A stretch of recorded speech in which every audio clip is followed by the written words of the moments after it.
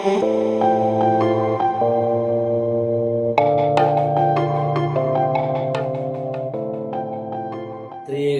ദൈവത്തിന് മഹത്വം ഉണ്ടായിരിക്കട്ടെ.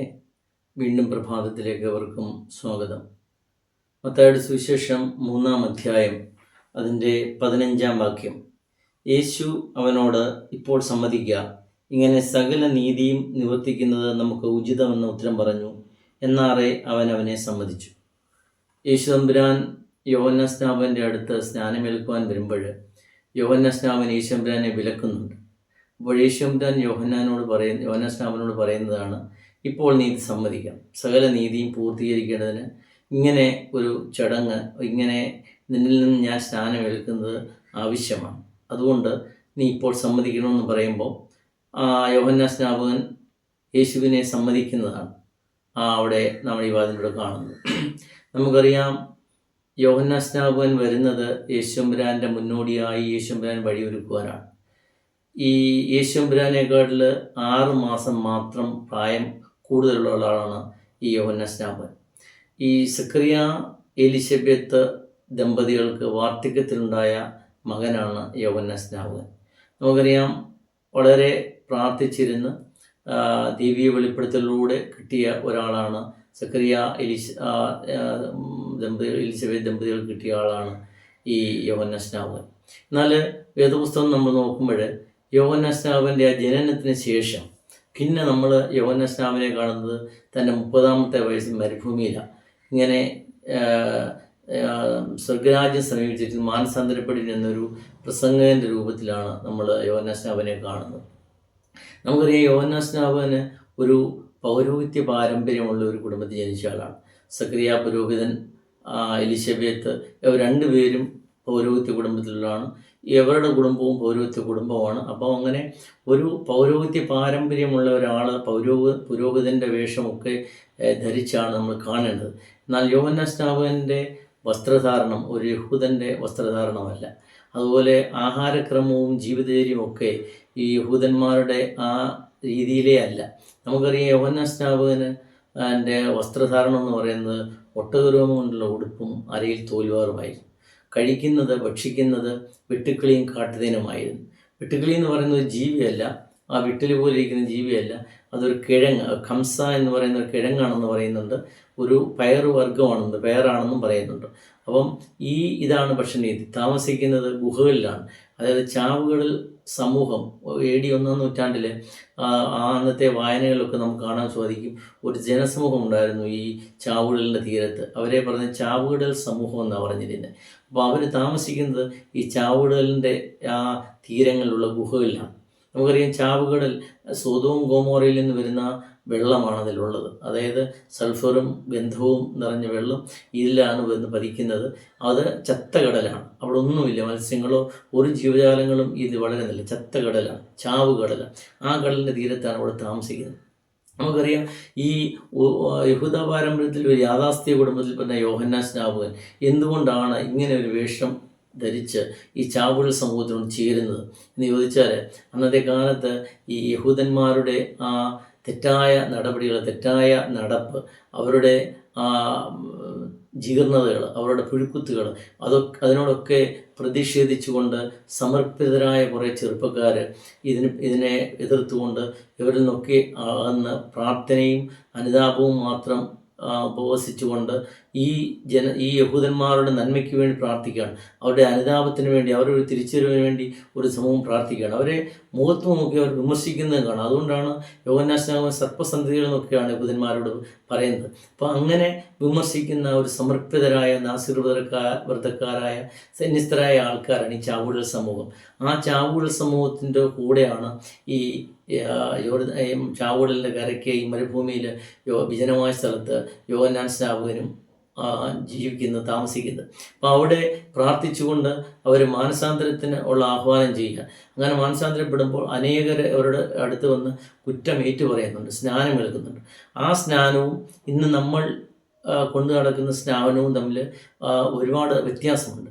അവരുടെ ആ സ്നാനമെന്ന് പറയുന്നത് ഒരു എപ്പോഴൊക്കെ ഒരാൾ തെറ്റ് ചെയ്തെന്ന് ബോധ്യം വരുന്നു, പാപം ചെയ്യുന്ന ബോധ്യം വരുന്നു, അപ്പോഴൊക്കെ ഏറ്റുപറഞ്ഞ് ഈ യോഹന്നാസ്നാപകൻ്റെ അടുത്തും അതുപോലുള്ള ആ പൗരോഹിത്യ പാരമ്പര്യത്തിലുള്ള ആൾക്കാരുടെ അടുത്ത് വന്നിട്ട് അവർ കുറ്റമേറ്റു പറയുമ്പോൾ അതൊരു റിപ്പീറ്റഡ് ബാപ്റ്റിസമാണ്, പ്രിപ്പറേറ്ററി ബാപ്റ്റിസം.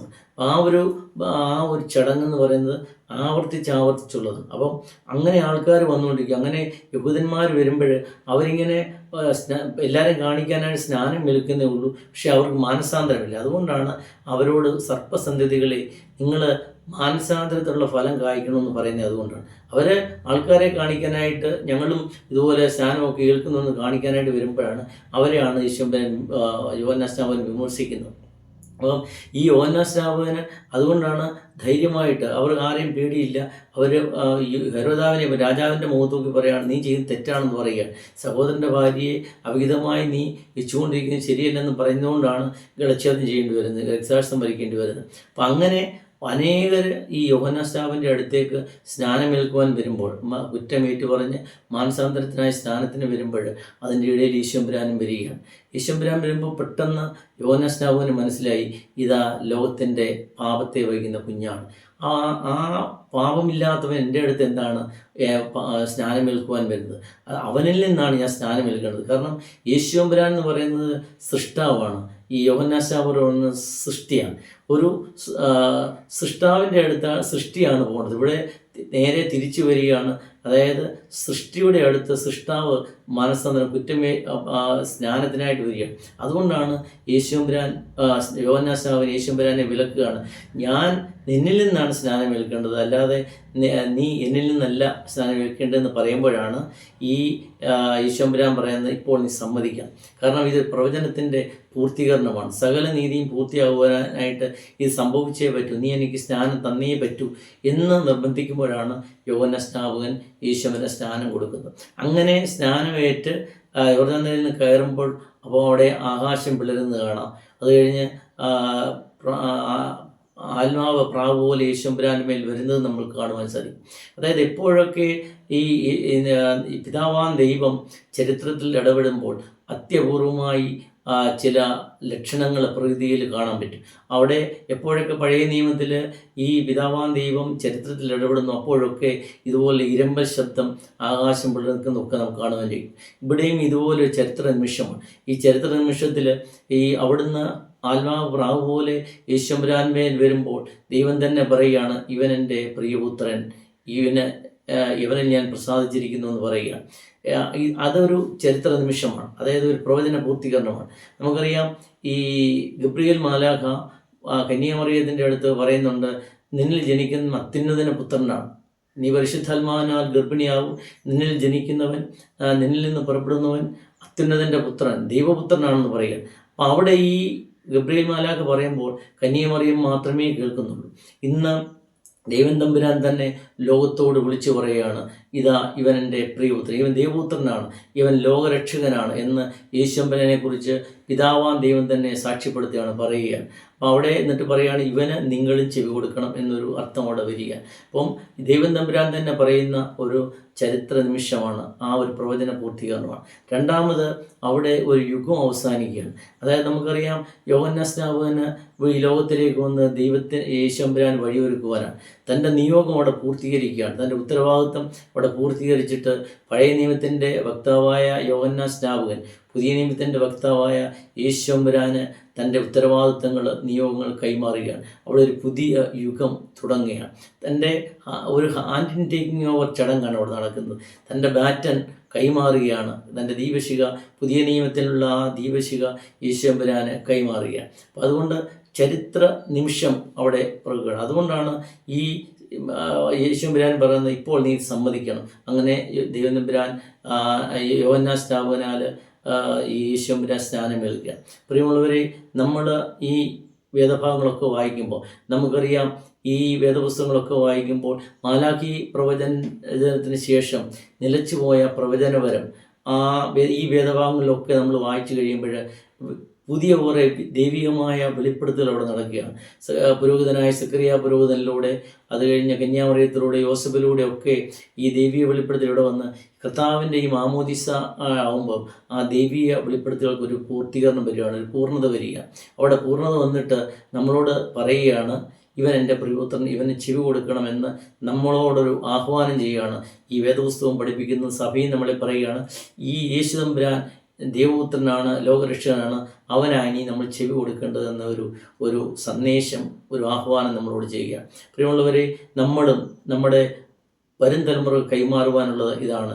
യേശുമ്പുരാനെ കൈമാറുവാൻ പറ്റണം. ഇങ്ങനെ കൈമാറി നമ്മളും ഇതുപോലെ ഒരു ചരിത്ര നിമിഷം, ദൈവം ഇടപെടുന്ന ചരിത്ര നിമിഷം നമുക്കും വരും. അവിടെ ഒരു ദൈവത്തിൻ്റെ കാഹളനാദം കേൾക്കുമെന്ന് പറയുന്നുണ്ട്. അതായത് കർത്താവ് താൻ ഗംഭീരനാദത്തോടും പ്രതാപനത്തിൻ്റെ ശബ്ദത്തോടും വരുമ്പോൾ ആ സമയത്തും ദൈവം തമ്പുരാൻ ചരിത്രത്തിൽ ഇടപെടുന്ന ഒരു അപൂർവ നിമിഷം നമ്മളും കേൾക്കാൻ പറ്റും. അത് കർത്താവിൻ്റെ രണ്ടാം വരവാണ്. ആ കർത്താവിൻ്റെ രണ്ടാം വരവിന് വേണ്ടി ആ പ്രത്യാശയോടാണ് ജീവിക്കുന്നത്.